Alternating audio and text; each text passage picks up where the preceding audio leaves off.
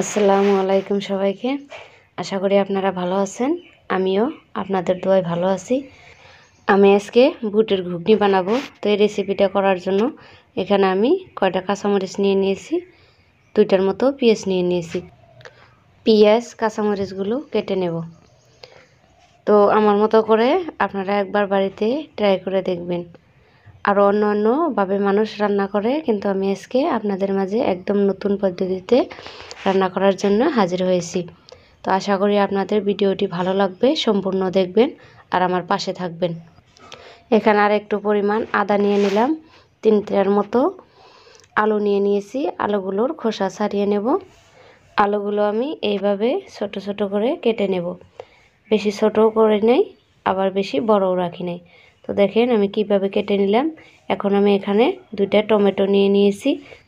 টমেটোগুলো ধুয়ে কেটে রাখবো।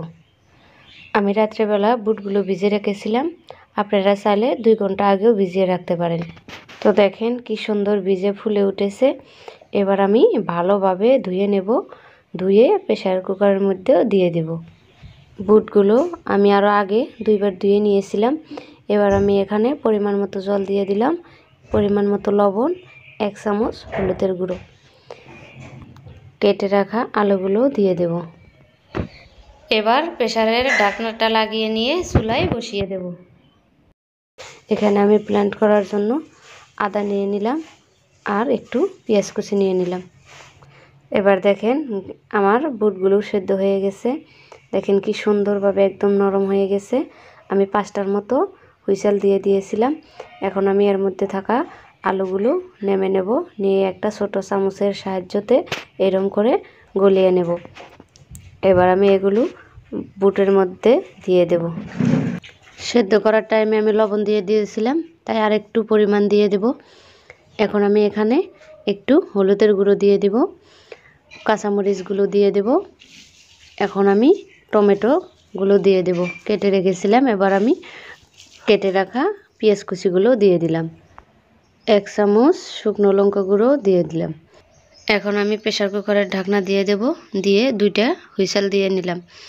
দেখেন এখানে আমি কড়াই দিয়ে দিলাম। কড়াইয়ের মধ্যে পেঁয়াজ কুচি দিয়ে দিলাম। পেঁয়াজ কুচিগুলো একটু নেড়ে চেড়ে 3-4টা তেজপাতা দিয়ে দিলাম।